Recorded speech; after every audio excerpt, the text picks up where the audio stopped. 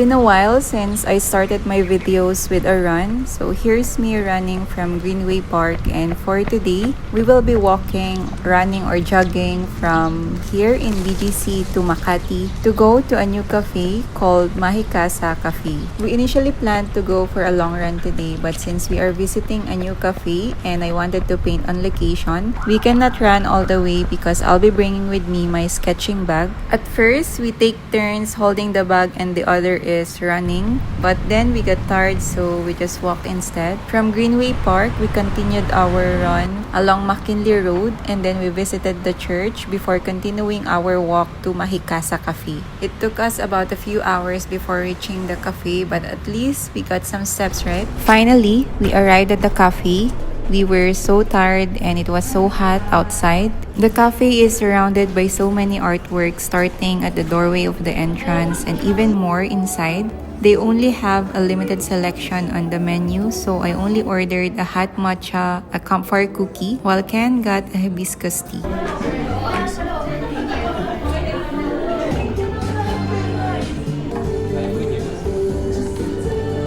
While we're waiting for our order, I looked for a spot where we can settle down and where I can do my sketching. There's not much customer inside when we got there, so we have plenty of vacant seats to choose from. There is this elevated space where you can sit and have a 180-degree view of the whole cafe. It looks like a cozy library, and there are even some books that are available for reading if you want to get out of your phones.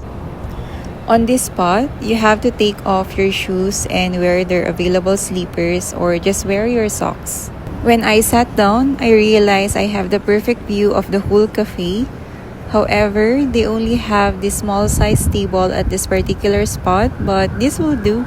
As soon as I'm settled in, I brought out my art supplies, but once I opened my sketchbook, I was left staring at a blank page. Even if I am surrounded by so many artworks in this cafe, I do not know where to start. I took a moment to pause to just observe for a little while, and I tried to find something that will spark something in me. I did some scribbles and drawings, but I have to erase it multiple times because it just doesn't feel right. I decided to wait for my cookie and my drinks and start from there. The s'mores cookie came in a beautiful plate, and I knew then this has to be captured in my sketchbook. I thought I will only be using a page for this, but ended up sketching over the whole spread. However, I was kinda disappointed when my drink arrived because it was served in a to-go cup even if we are dining in. I was expecting a matcha latte art but ended up just getting a plain cup. And so, I decided that my cookie will be the highlight of this spread, so I drew this bigger than the rest. The whole plate took most of the first page while all the others are merely in the background. The cafe is so overwhelming and I had trouble choosing what to include in my sketch. Eventually, I ended up sketching the view right in front of me. And since I am at the highest area of this cafe, I can pretty much see everything. I started with the mini table in front of me and then added the large divider in the middle with all of these plants. I also asked Ken to pick a chandelier so I can add it on the blank space to complete the whole spread. For me to be able to make up for it, I would have ito sana kasi maraming kulay. Yun ang pinili mo eh. Your wish is my command.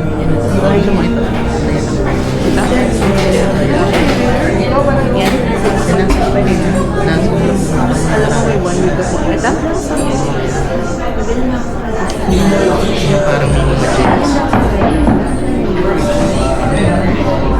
as soon as I'm happy with the sketch, I outlined it using the Unipin brush pen in brown color. This is a waterproof pen, so I can always add watercolor on top. I really like the brown outlines because it is not too obvious as compared to when I'm using a black pen, especially when I'm painting food. But when in terms of painting buildings or structures or anything other than food, I usually use a black micron pen. While Ken is busy with his editing, I got lost in the moment. I started painting over the cookies and made my way from the front to the back. As I progressed with my spread, I also noticed that more and more customers are also coming in. I also noticed that there are two girls painting each other on one table, which made me smile. But honestly, it was good to see others doing something other than scrolling on their phones. A group of friends were also in their own world playing some card games. Some are just honestly catching up and sharing stories. And a lot of them are taking pictures maybe for their Instagram.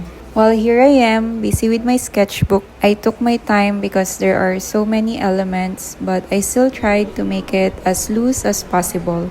This has been something I am always excited about these days. Sit in a new cafe and fill in my sketchbook while I eat or drink a hot coffee or a matcha. This is my favorite and probably the best combination, food and art.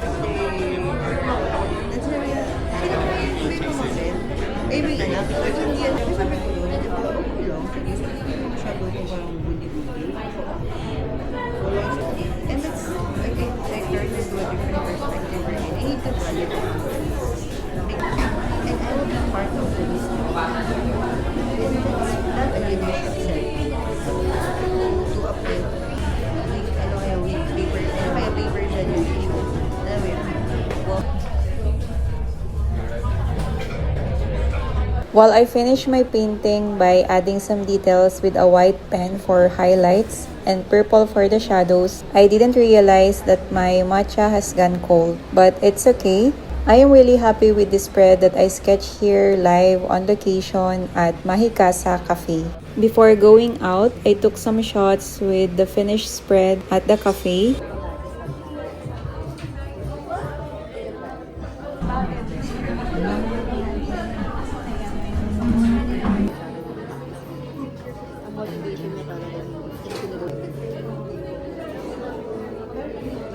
Sa labas na lang, no?